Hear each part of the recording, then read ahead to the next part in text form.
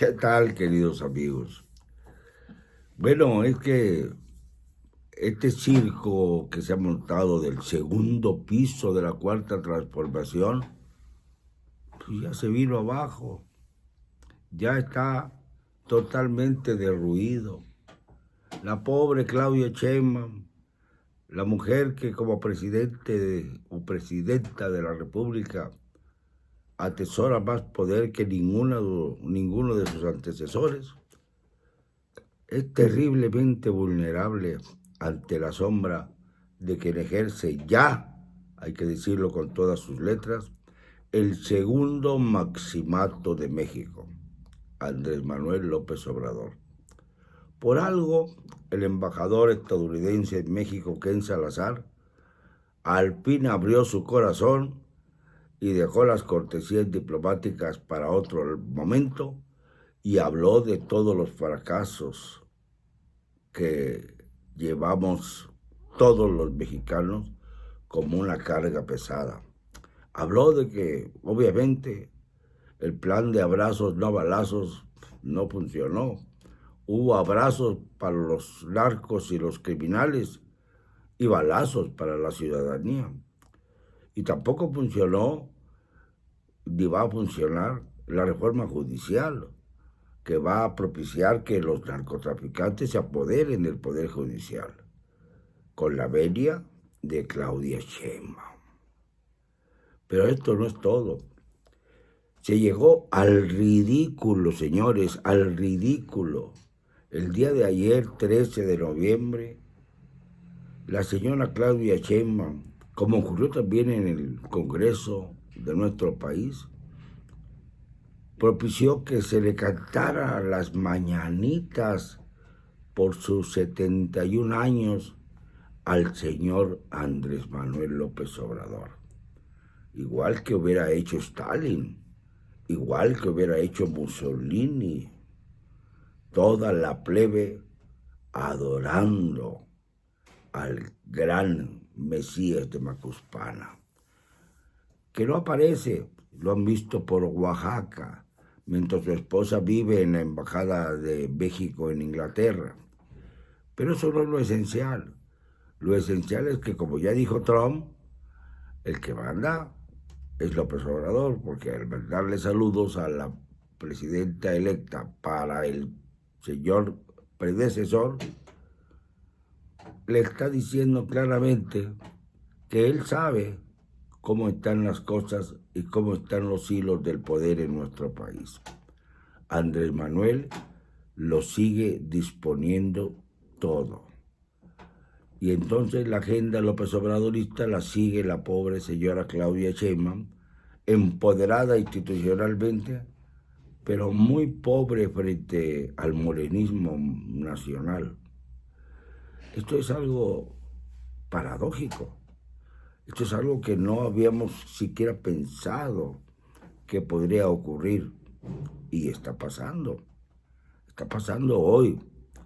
Imagínense, la señora Sheinbaum propone una candidata para renovar a la Comisión Nacional de Derechos Humanos, estancada durante todo el periodo López Obradorista, porque es hija, la directora, la presidenta de la Comisión Nacional de Derechos Humanos, Rosario Piedra Ibarra, de la histórica señora Rosario Ibarra de Piedra. Les cuento una cosa.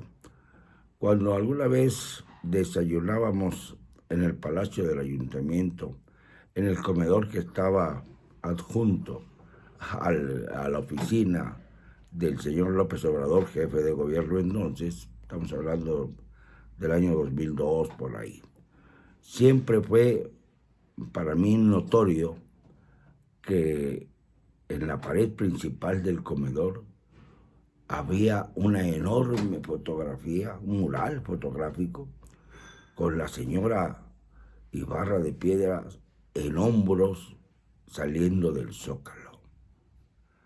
Esa reverencia tan grande que tenía Andrés Manuel por Rosario Ibarra se trasladó a que le dio chambita a su hija, y de ahí no la mueve nadie, ni la voluntad de la presidenta de la República, que sabe muy bien que la Comisión Nacional de Derechos Humanos, desde la época de López Obrador, solo ha servido para refrendar los apoyos al gobierno de López Obrador, no ni siquiera a los de Claudia, y que es una figura clave para el desarrollo del López Obradorismo.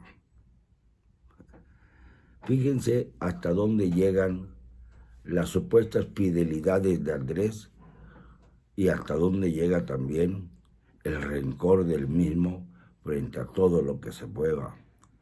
Ya mandaron una carta diplomática para exigir que se calle el señor embajador de Estados Unidos en México, Ken Salazar, pero esto va a propiciar que Ken Salazar endurezca el tono, porque lo que quiere es permanecer en la embajada una vez que se consume la transmisión de poder ejecutivo en los Estados Unidos. Eso va a ser el 20 de enero del 2025, en donde no va a haber un asalto al Capitolio. No, esto ya quedó en el olvido.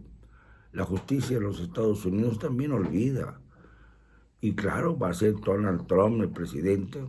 Ayer, por ejemplo, cuando se reunió con Joe Biden, pues Joe Biden le tuvo que decir: señor expresidente, señor presidente electo, qué gusto verlo, Donald Trump. Y así se fueron las horas hablando, 2 horas, hablando de quién sabe qué, porque no se dio información al respecto. Una reunión en privado que seguramente sobajó al actual presidente Joe Biden, quien es también uno de los grandes perdedores de la contienda del pasado 5 de noviembre. Pues bien, en estas circunstancias, México está viviendo una etapa de maximato sin ningún tipo de disfraz. Calles y López Obrador se tocan entre ellos. Calles llegó a imponer y a quitar presidentes, como en el caso de Pascual Ortiz Rubio, y seguramente hará lo mismo con Claudia Sheinbaum. Pero el problema no es ese, el problema es que tenemos que acabar con el modelo de la cuarta transformación, de la quinta, porque ya le agregué la T de Trump. Y no es fácil acabar con un mecanismo tan habilidosamente impuesto a los mexicanos. Ustedes que votaron por Morena, ¿votaron también por la reforma judicial? Pregunto. Ustedes que votaron por Morena, ¿también votaron a favor de que se reeligiera esa monserga, botarga de la señora Rosario Piedra Ibarra en la Comisión Nacional de Derechos Humanos, uno de los organismos autónomos que debieran defender a los mexicanos y no ensalzar al presidente? Esta es la diferencia clave. ¿Ustedes votaron acaso para que hubiera un maximato en México? ¿Les gusta un maximato? Tener a una parodia de títere en el Palacio Nacional que propicia que le toquen las mañanitas a su jefe, a su verdadero jefe inmediato, el señor López. ¿Qué momento más terrible para el país constatar que ya desde ayer puede considerarse el 13 de noviembre el natalicio de López Obrador como parte de las festividades de la patria?